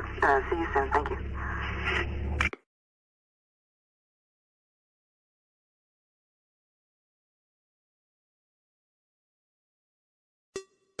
Hey, it's your boy, the SuperBack, Shawn Sierra, and be sure to follow Sports Zone Chicago on all social media platforms on Facebook, Instagram, and our Roku channel. You can find us at Sports Zone Chicago, and on Twitter, we are at Sports Zone Shy. Also, be sure to download our mobile app so you can take Sports Zone Chicago with you on the go. When I'm flying, I put my helmet on, my visor down, my mask up. You don't know who I am. Whether I'm African American, Asian American, Hispanic, white, male or female. You just know I'm an American airman kicking your butt.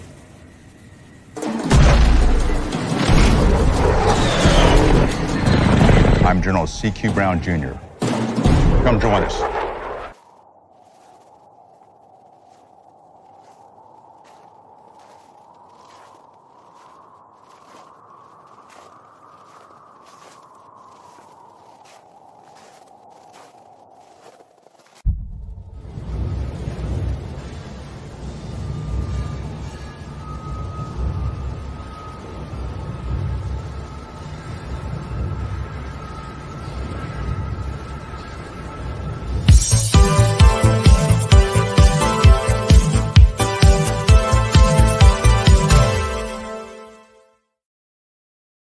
I don't know. Y'all asked me that, last week? Somebody asked me that last week. I'm still like, bruh, where are y'all seeing this? Like, what makes him not the quarterback for the Chicago Bears right now? I get y'all got everybody coming out. It's like two of them? I don't think they better than Justin, so they cool. They cool. Welcome back to Shawn and Maya in the morning on Sports Zone Chicago. Those clips courtesy of the Marquee Network. Bears locker room yesterday. Listen, you heard it from him, but let's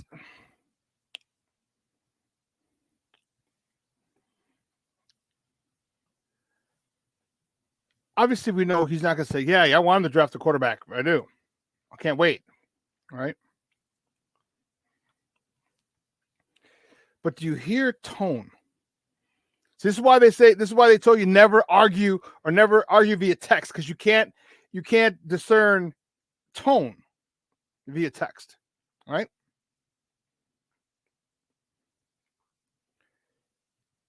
Listen to him again. Listen to his he's annoyed by this.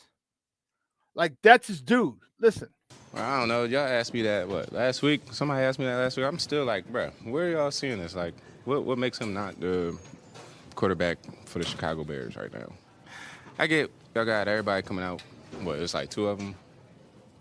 I don't think they better than Justin, so they cool. The tone. You know, because there's a way, and listen, we know when you, especially if you lived a certain lifestyle, you have to know people. You have to understand tone when they're talking, when they're bullshitting. That's not a dude's bullshit. He's like, come on, really? The tone. Crazy Ace, he said, what was your take on the 7 GM saying they would trade Fields? You know what? It's their opinion. And I get it from their perspectives here.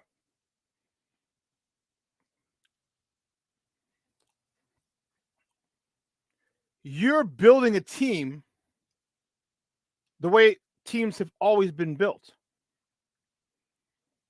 And there's a financial aspect of it as well. So let's not be honest. Some of these GMs said they would trade Justin because it restarts the clock. Okay. Well, sure, you can't. They're never going to say who it was. They're never going to say who it was. But are you willing to put all your chips in? Because let me ask you this: what can Patrick Mahomes do physically that Justin Fields can't do? What can Patrick Mahomes do physically? Okay. That Justin Fields can't do. Okay. You've seen him roll to the left, put the ball on a dime, either with a fastball, and he's throwing either backing up, or in this case, this week, he flipped his hips, got some mustard on it. We've seen him drop balls in the bucket. We've seen him release it at every different arm angle or arm or slot, if there is. We've seen him throw fastballs 100 miles an hour to zip it in between coverage. I said physically. I said physically. So there's nothing he can't do. He can make every throw. So then what's the problem? Coaching. So the 7 GMs would probably say, hey, listen, we're going to have to pay for Justin after 2 years or just 50 years and then extension. Okay, I get it. But it's also the cost of doing business. And I get everyone, well, that's the way to do it. That's the way to do it. Get a quarterback on his rookie deal. And here's where I differ. Here's where I beg to differ. With all the draft picks, and as I mentioned before, you can budget. You can budget because now you know exactly what they're getting paid, first and second rounders for 4 years. Bring some guys in and say, for example, in 2 years, you draft another nose guard and he's as good or he's really good like Andrew Billings, and you want to get rid of Andrew Billings because he's making a little too much. Okay, cool. Now you can subtract that. But because everything's budgeted.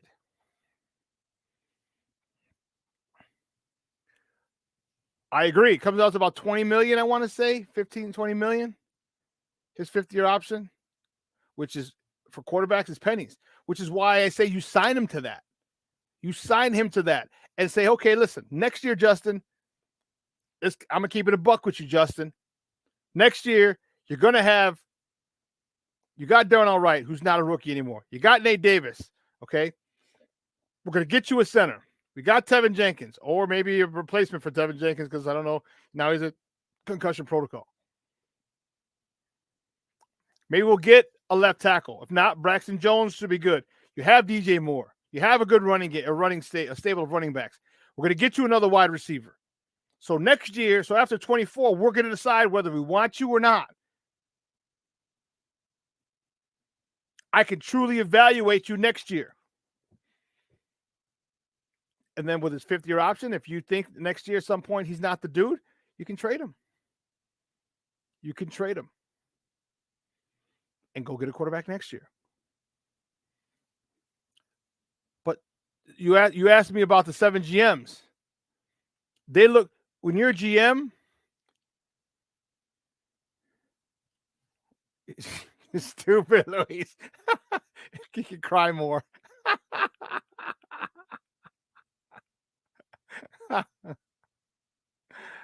The 7 GMs look at it from a business standpoint for the most part. Literally, from it. That's it. They look at it from a money standpoint. Okay? They're not.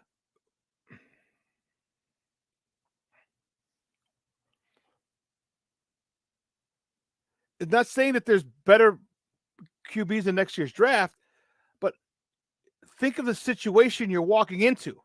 If you're an above average quarterback, if you're a really good quarterback, so say you're not as highly touted, let me put it that way, as Caleb Williams or Drake May, okay? What about Penix? Bo Nix? Okay? What about you bring a quarterback, if Justin's not your guy, and next year you make the decision, we're drafting a quarterback in 2025. What is he walking into? He'll probably have 2 stud receivers. We talked about it with Erik. We'll have an offensive line. We've got a defense that's ready to go. Okay? You're bringing him into a situation much better situation than Justin was brought into. Justin was supposed to be drafted and sit a year. All right, sit 12, 15 games-ish, 13, 15 games-ish, and then start playing maybe game 14, 15, 16, 17 under Chicken Neck Mike Glennon. I know it wasn't Mike Glennon. It was Dalton, the Red Rifle. And Dalton showed like he sucked. I'm just using names. I'm just saying.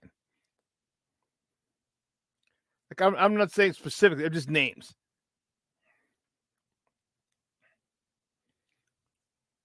But you're bringing a quarterback in here, and at this point, hopefully you have a stud offensive coordinator. So now you're going to have a much better play caller.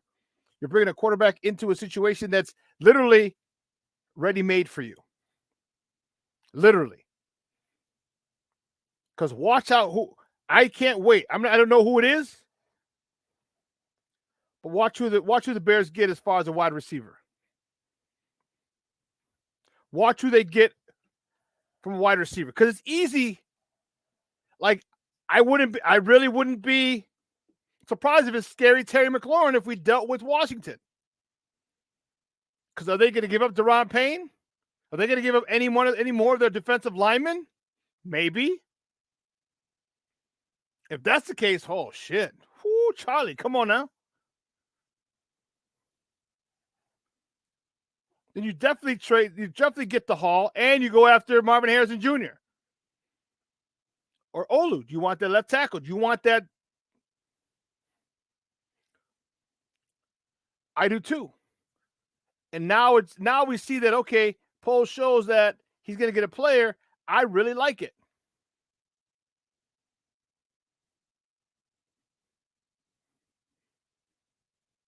I like who and it's tough. We didn't understand what he was doing initially, but we knew he was going to get rid of everybody. We knew it. Going through it sucks, but you know it. But now we're coming out on the other side. So we have 3 games left. And to see this team develop in these last 3 games, it's going to be fun. Like, I truly just want a better offensive coordinator because I want to see someone maximize Justin's skill set. That's what I want to do. I want to see his skill set maximized. Come on, man. More runs. All right. Not so much reading. Okay. First read, second read, run. Put people in conflict. And you see what he's doing. He's getting out of the pocket, not necessarily running right away, which is okay. But if you can't get it, someone doesn't break open, run. I need more aggressiveness from him to run. That's what I need. Stop sliding like you're going into second base so you don't take any more unnecessary hits since they're not calling them on you. But I digress. I think Justin's staying. I think you got, especially if you get 3 first-round picks. Come on, man. 2 firsts in 24, 2 firsts in 25, 2 firsts in 26. Or what if you draft like a JJ McCarthy? A guy who could sit back behind Eric. No, if I'll have to fight out with Tyson Bagent, but a guy who sits behind Justin for a year or 2. There's a lot of options. But unfortunately, we're almost out of time. Man, 2 hours is coming and gone. I want to thank my guest Erik Kramer for coming on talking Bears football with us. I want to thank everyone here at Sports Zone Chicago. Executive producer Elliot Baez, clearance counsel, social media guy, and my co-host Adam Mayakai. I'm your brother SuperBack Shawn Sierra. I hope you had a great day. It's gonna be a nice week. Happy 1 week from today is Christmas, so Merry Christmas to those who celebrate it. Merry Christmas to you and your loved ones. And do me a favor, continue to do what I've asked you to do, and that is make sure your loved ones know that you love them. Not just Christmas. It's more than that. All right? Give them a text, give them a call. A quick text, you'd be surprised how much that means to people. All right? This show is going to be replayed tonight at 4 to 6. We got today clock 12:15, Second City Sports. This is replayed at 4 to 6. 6 to 8, we have What's Up, Cuz. So you got a full slate of Sports Zone Chicago. Keep it locked right here, guys. Throughout the day. All right. I'm your boy, the SuperBack Shawn Sierra. Guys, you have a phenomenal day. I got to go pick up the warden from her CrossFit class. I'll see you guys on Wednesday. See Same bat time, same bat channel, 9 a.m. to 11.